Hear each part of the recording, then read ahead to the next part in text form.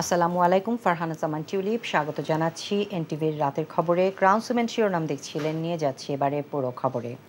এখন জন্ম সনদ দিয়ে খোলো বিকাশ স্টুডেন্ট অ্যাকাউন্ট, নিজের বিকাশ নিজে কর। দেশের উদ্ভূত পরিস্থিতিতে গণভবনে 14 দলীয় জোটের সিনিয়র নেতাদের সাথে বৈঠকে বসেছেন প্রধানমন্ত্রী শেখ হাসিনা। শুক্রবার রাত 8টার দিকে গণভবনে প্রধানমন্ত্রী শেখ হাসিনার সভাপতিত্বে বৈঠক শুরু হয়ে এখনও চলছে। মিটিংয়ে আওয়ামী লীগের সাধারণ সম্পাদক ওবায়দুল কাদের, উপদেষ্টা মণ্ডলের সদস্য ও 14 দলের সমন্বয়ক আমির হোসেন আমু, প্রেসিডিয়াম সদস্য আব্দুর রাজ্জাক, জাহাঙ্গীর কবির নানক, আব্দুর রহমান, ডাক্তার দীপু মনি, জাসদ সভাপতি হাসানুল হক ইনু, সাম্যবাদী দলের দিলীপ বড়ুয়া, জাপার আনোয়ার হোসেন মঞ্জু, 14 দলীয় জোটের নেতারা অংশ নিয়েছেন। বৈঠকে পুলিশের আইজি, র্যাবের ডিজি ও বিজিবির মহাপরিচালক সহ আইন শৃঙ্খলা বাহিনীর ঊর্ধ্বতন কর্মকর্তারা উপস্থিত রয়েছেন। আন্দোলন এখন কোটা বিরোধীদের হাতে নেই, 71-এর পরাজিত শক্তিরা ধ্বংসলীলা চালাচ্ছে জানিয়ে আওয়ামী লীগের সাধারণ সম্পাদক ওবায়দুল কাদের বলেছেন, তাদের পরাজিত করেই ঘরে ফেরা হবে। বিকেলে রাজধানীর বঙ্গবন্ধু অ্যাভিনিউয়ে চলমান সহিংসতায় নিহতদের স্মরণে গায়েবানা জানাজা শেষে বিক্ষোভ সমাবেশে এসব কথা বলেন তিনি। আর প্রধানমন্ত্রীর সাথে আলোচনার জন্য গণভবনের দরজা সবসময় খোলা বলেও জানান ওবায়দুল কাদের। রিপোর্ট করছেন রকনউদ্দিন। দেশজুড়ে চলমান সহিংসতায় নিহতদের জন্য শুক্রবার বিকেলে আওয়ামী লীগের কেন্দ্রীয় কার্যালয়ের সামনে অনুষ্ঠিত হয় গায়েবানা জানাজা। অংশ নেন দলের কেন্দ্রীয় নেতৃবৃন্দ সহ নেতাকর্মীরা। এরপর অনুষ্ঠিত হয় সন্ত্রাস বিরোধী সমাবেশ। এ সময় দলের সাধারণ সম্পাদক বলেন, শিক্ষার্থীদের দাবি অনুযায়ী সরকারি চাকুরিতে মেধায় 80% নিয়োগের বিষয়টি সরকার মেনে নেয়। আন্দোলনে আর তারা নেই, আছে সরকার বিরোধীরা। এই আন্দোলন কোটা বিরোধীদের হাতে নেই, আন্দোলন চলে গেছে জামাত, শিবির, ছাত্র দল, যুব দল, এই অপশক্তির কাছে। এরা এখন এদের পুরনো পরাজয়ের প্রতিশোধ নিতে চায়।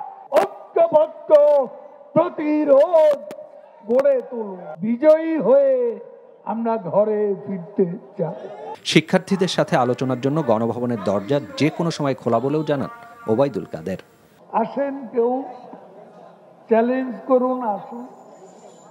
এখন কথা বলাই দিচ্ছি, গণভবনের প্রধানমন্ত্রী কথা বলতে চান, কেন এ গুজব ছড়াচ্ছেন? শেখ হাসিনা নাকি বিদেশ চলে গেছে, শেখ হাসিনা নাকি পালিয়ে গেছে।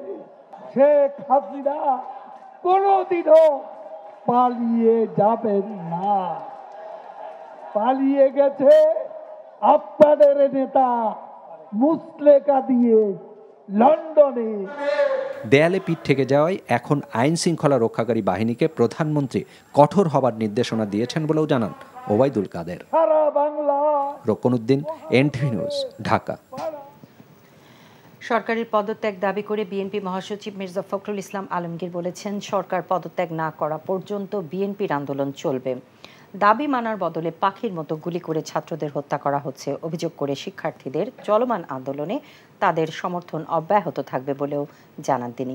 আন্দোলনকে প্রশ্নবিদ্ধ করতে বিশেষ বাহিনী দিয়ে সরকারি অগ্নিসন্ত্রাস করছে বলেও অভিযোগ করেছেন মির্জা ফখরুল। দলের চেয়ারপারসনের গুলশান কার্যালয়ে সংবাদ সম্মেলনে এসব বলেন বিএনপি মহাসচিব। ইমরুল আহসানের রিপোর্ট।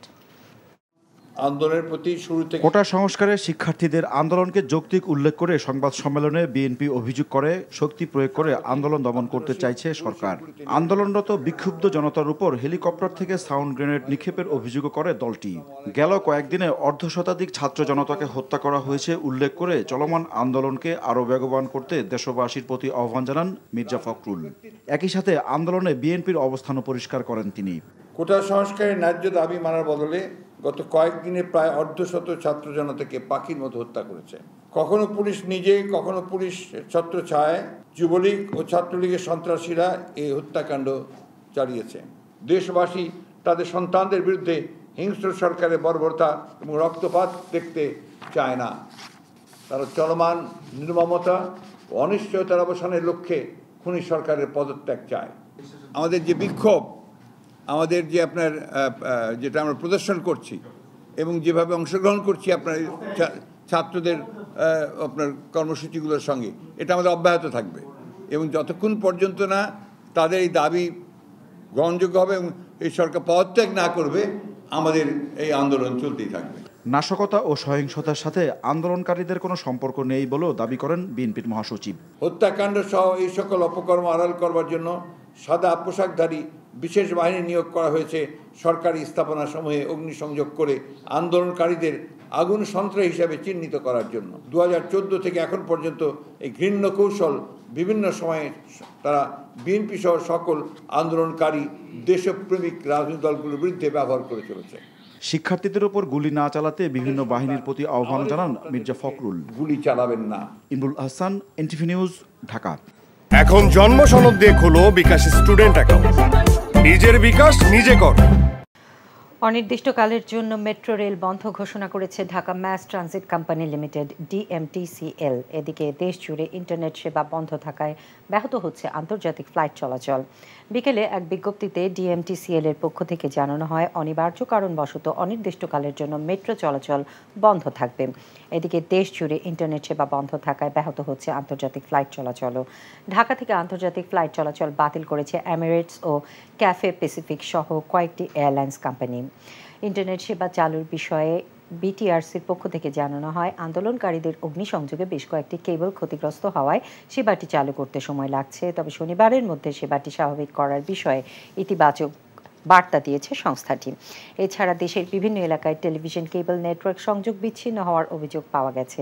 এদিকে একদিন পর রাত থেকে শুরু হয়েছে বিটিভি ও বিটিভি ওয়ার্ল্ডের সম্প্রচার।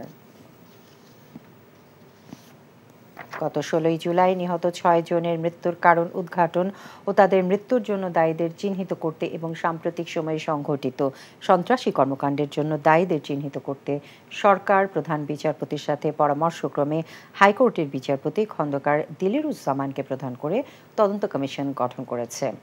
শুক্রবার বিকেলে বিচারপতি খন্দকার দিলিরুজ্জামানের পক্ষে সুপ্রিম কোর্টের গণসংযোগ কর্মকর্তা মোহাম্মদ শফিকুল ইসলাম এই তথ্য জানান।